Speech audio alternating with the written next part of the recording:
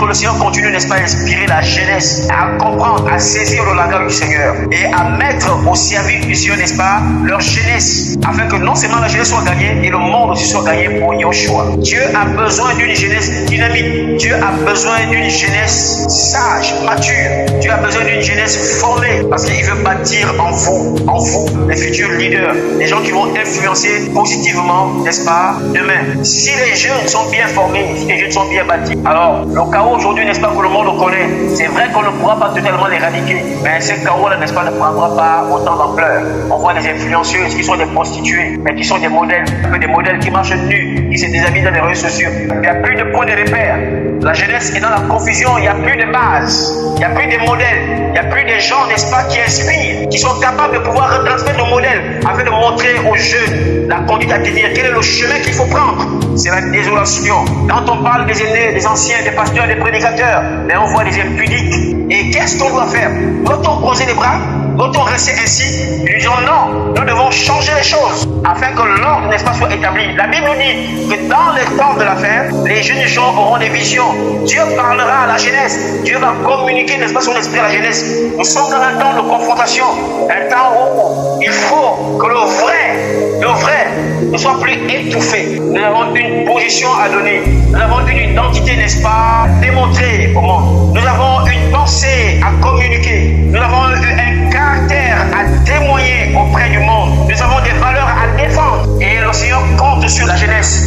Mais pas une jeunesse irresponsable, mais des jeunes responsables. Même lorsque c'est dur, même quand c'est dur, on ne lâche pas. Même quand c'est difficile, on ne se relâche pas. On tient ferme. Jésus à la croix, malgré qu'il avait des souffrances, il avait des douleurs, malgré qu'il était accablé, malgré qu'il était persécuté, malgré qu'il était calomnié, il n'a pas lâché. Il a tenu ferme dans la souffrance. Et c'est par la moyen de la souffrance qu'il nous a amenés à la rédemption, au salut. Le monde est dans la confusion. Nous sommes fatigués de la jeunesse qui se masturbe, des jeunes qui sont avilis par le sexe, par l'impudicité, par la pornographie, par le mensonge. Mais nous bénissons le Seigneur parce que la Bible nous dit que Yahweh a toujours un reste. Pendant que Nebuchadnezzar avait pensé ravager ou rafler toutes les lignes, n'est-ce pas, d'Israël, il y avait une race que Dieu s'est gardée. Même à Babylone, il y avait Shadrach, Meshach, Abednego, il y avait les Daniel qui sont restés intègres. Je suis convaincu que dans ces temps de la fin, il y a des jeunes aussi à qui le Seigneur est fier de pouvoir témoigner et de dire que j'ai mes enfants qui sont au Gabon, au Cameroun, au Congo, en France, partout dans le monde entier. Des jeunes qui ne se polluent pas, des jeunes qui ne sont pas dans la compromission, des jeunes qui marchent dans l'intégrité, des jeunes qui ne tremblent pas devant un billet de 10 000. Il y a des chrétiens, on met 10 000, 20 000 devant, ils tremblent, ils manquent de fermeté, ils manquent de caractère. Ouais, un peu, des gens comme cela, frère, Dieu ne peut pas faire confiance à de telles personnes, des gens qu'on manipule à cause de l'argent, des gens qui ont du mal, n'est-ce pas, à se positionner. On vit dans un monde, n'est-ce pas, de corrompus, un monde hypocrite, un monde où les gens ne sont plus capables de pouvoir dire la vérité en face. On murmure dans les coulisses. Vous voyez, l'église est malade.